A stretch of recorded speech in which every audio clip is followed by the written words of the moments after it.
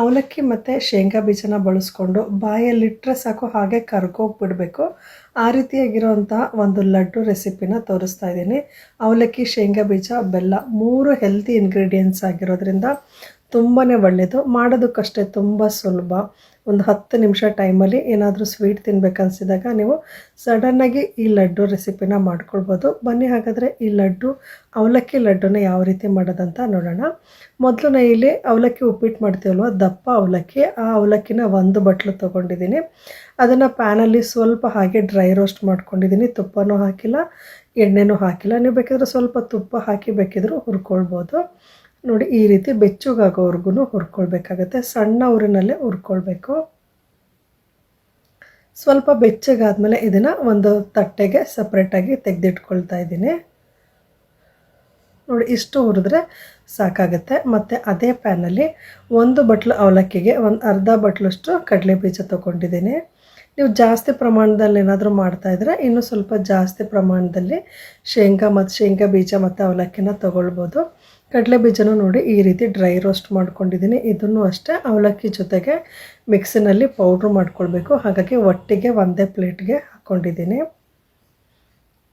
ಈಗ ಸ್ಟವ್ನ ಆಫ್ ಮಾಡಿಕೊಂಡು ಈ ಅವಲಕ್ಕಿ ಮತ್ತು ಶೇಂಗಾ ಬೀಜನ ಮಿಕ್ಸಿನಲ್ಲಿ ಪೌಡ್ರ್ ಮಾಡ್ಕೊಳ್ತಿದ್ದೀನಿ. ತುಂಬಾ ಸಣ್ಣ ಪೌಡ್ರ್ ಮಾಡ್ಕೊಳ್ಳೋದು ಬೇಡ, ಸ್ವಲ್ಪ ತರಿಯಾಗಿರಬೇಕು. ಅವಲಕ್ಕಿ ಮತ್ತು ಶೇಂಗಾ ಬೀಜ ಬಾಯೆಲ್ಲ ಹಾಗೆ ಸಿಗ್ತಾ ಇರಬೇಕು. ಆ ರೀತಿ ನೋಡಿ ತೋರಿಸ್ತಾ ಇದ್ದೀನಲ್ವ, ಇಷ್ಟು ಪುಡಿ ಮಾಡಿಕೊಂಡ್ರೆ ಸಾಕಾಗುತ್ತೆ. ಸ್ವಲ್ಪ ತರಿ ಇರಲಿ.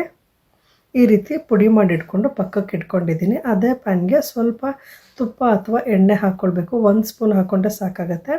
ನಿಮ್ಮ ಮನೇಲಿ ಯಾವ ಡ್ರೈ ಫ್ರೂಟ್ಸ್ ಇರುತ್ತೆ ಅದನ್ನು ಹಾಕ್ಕೊಳ್ಬೋದು. ನಾನು ಇಲ್ಲಿ ಸ್ವಲ್ಪ ದ್ರಾಕ್ಷಿ ಮತ್ತು ಸ್ವಲ್ಪ ಗೋಡಂಬಿ ಹಾಕ್ಕೊಂಡಿದ್ದೀನಿ. ಅದನ್ನು ತುಪ್ಪದಲ್ಲಿ ಚೆನ್ನಾಗಿ ಹುರ್ಕೊಳ್ಬೇಕು. ದ್ರಾಕ್ಷಿ ಗೋಡಂಬಿನ ಸ್ವಲ್ಪ ಹುರ್ಕೊಂಡಿದ್ದಾದಮೇಲೆ ನೋಡಿ ಈ ರೀತಿ ದ್ರಾಕ್ಷಿ ಎಲ್ಲ ಚೆನ್ನಾಗಿ ಹರಳಿರಬೇಕು. ಆ ರೀತಿ ಹುರ್ಕೊಂಡಾದಮೇಲೆ ಇದಕ್ಕೆ 1 ಬಟ್ಲಷ್ಟು ಅವಲಕ್ಕಿ ತೊಗೊಂಡಿದ್ದೀನಲ್ವ, ಅದಕ್ಕೆ ಸ್ವಲ್ಪ ಸಿಹಿ ಕಮ್ಮಿ ತಿನ್ನೋರು ಅರ್ಧ ಬಟ್ಲು ಹಾಕ್ಕೊಳ್ಳಿ. ನಮ್ಮನೇಲಿ ಸ್ವಲ್ಪ ಸಿಹಿ ಕಮ್ಮಿ ತಿಂತಾರೆ, ಹಾಗಾಗಿ ಅರ್ಧ ಬಟ್ಲು ತೊಗೊಂಡಿದ್ದೀನಿ. ಸ್ವಲ್ಪ ಸಿಹಿ ಜಾಸ್ತಿ ತಿನ್ನೋರು 1 ಬಟ್ಲು ಅವಲಕ್ಕಿಗೆ 1 ಬಟ್ಲಷ್ಟೇ ಬೆಲ್ಲ ತೊಗೊಳ್ಬೋದು. ನಾನು ಇಲ್ಲಿ ಸ್ವಲ್ಪ ಸಿಹಿ ಕಮ್ಮಿ ತಿನ್ನೋದ್ರಿಂದ ಅರ್ಧ ಬಟ್ಲು ಬೆಲ್ಲ ಹಾಕ್ಕೊಂಡಿದ್ದೀನಿ. ತುಪ್ಪದಲ್ಲೇ ಬೆಲ್ಲ ಹಾಕಿರ್ತೀವಲ್ವ, ಅದನ್ನು ಸ್ವಲ್ಪ ಹಾಗೆ ಕರಗಿಸ್ಕೊಂಡ್ರೆ ಸಾಕು. ಒಂದು 2 ಸ್ಪೂನಷ್ಟು ಇದಕ್ಕೆ ನೀರು ಹಾಕ್ಕೊಳ್ತಿದ್ದೀನಿ. ಬೆಲ್ಲ ಕರಗಿದ ಮೇಲೆ ಒಂದು 2 ಸ್ಪೂನ್ ನೀರು ಹಾಕ್ಕೊಂಡು ಒಂದು 2 ನಿಮಿಷ ಬೆಲ್ಲ ಕರಗಿದ್ರೆ ಸಾಕು. ಇದು ಒಂದೆಳೆ ಪಾಕ ಏನು ಬರೋದು ಬೇಡ, ಜಸ್ಟ್ ನೀರಲ್ಲಿ ಬೆಲ್ಲ ಕರಗಿದ್ರೆ ಸಾಕು.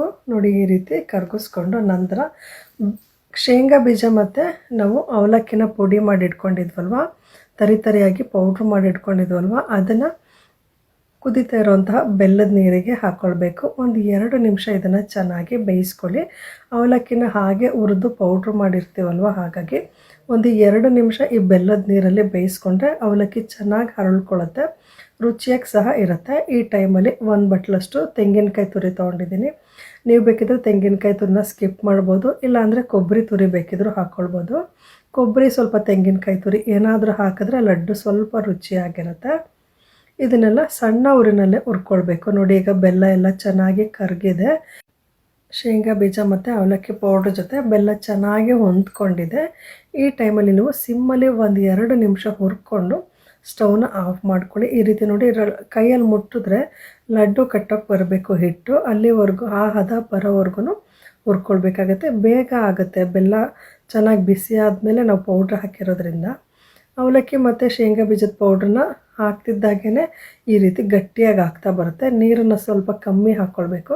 ನೀವೇನಾದರೂ ಸ್ವಲ್ಪ ನೀರು ಜಾಸ್ತಿ ಹಾಕ್ಕೊಂಡ್ರೆ ಒಂದು 2 ನಿಮಿಷ ಹುರ್ಕೊಳ್ಬೇಕಾಗತ್ತೆ. ನೋಡಿ, ಈಗ ಸ್ಟವ್ನ ಆಫ್ ಮಾಡಿಕೊಂಡು ಇದಕ್ಕೆ ಹುರಿದಿರೋಂತಹ ಬಿಳಿ ಎಳ್ಳನ್ನು ಹಾಕ್ಕೊಳ್ತಿದ್ದೀನಿ. ಬಿಳಿ ಎಳ್ಳು ಲಡ್ಡು ತಿನ್ನಬೇಕಾದ್ರೆ ಬಾಯಲ್ಲಿ ಸಿಗ್ತಾ ಇದ್ದರೆ ಸ್ವಲ್ಪ ರುಚಿ ಅನಿಸುತ್ತೆ, ಹಾಗಾಗಿ ಒಂದು 2 ಸ್ಪೂನ್ ಬಿಳಿ ಎಳ್ಳು ಹಾಕ್ಕೊಂಡು ಸ್ಟವ್ನ ಈಗ ಆಫ್ ಮಾಡ್ಕೊಂಡಿದ್ದೀನಿ. ಈ ಟೈಮಲ್ಲಿ ಚೆನ್ನಾಗಿ ಮಿಕ್ಸ್ ಮಾಡಿಕೊಂಡು ಈ ರೀತಿ ಮಿಕ್ಸ್ ಮಾಡ್ಕೊಳ್ತಿದ್ದೀನಿ. ಈ ಟೈಮಲ್ಲಿ ಸ್ವಲ್ಪ ಈ ಹಿಟ್ಟು ಹಾರುತ್ತೆ. ನೋಡಿ, ಕೈಯಲ್ಲಿ ಮುಟ್ಟು ನೋಡಿ. ನಿಮಗೆ ಮುಟ್ಟಬೇಕು ಅಂತ ತುಂಬ ಸುಡ್ತಿರಬಾರ್ದು. ನಿಮಗೆ ಲಡ್ಡು ಕಟ್ಟಬೇಕು ಅಂತ ಆ ಹದ ಬಂದಮೇಲೆ ಈ ರೀತಿ ಕೈಯಲ್ಲಿ ಚೆನ್ನಾಗಿ ಪ್ರೆಸ್ ಮಾಡಿ ಲಡ್ಡುನ ಕಟ್ಕೊಳ್ಬೋದು. ಸ್ವಲ್ಪ ಬೆಚ್ಚಗಿದ್ದಾಗಲೇ ನೀವು ಕಟ್ಕೊಳ್ಬೇಕಾಗತ್ತೆ. ತುಂಬ ತಣ್ಣಗಾಗಕ್ಕೆ ಬಿಡೋಕ್ಕೆ ಹೋಗಬೇಡಿ.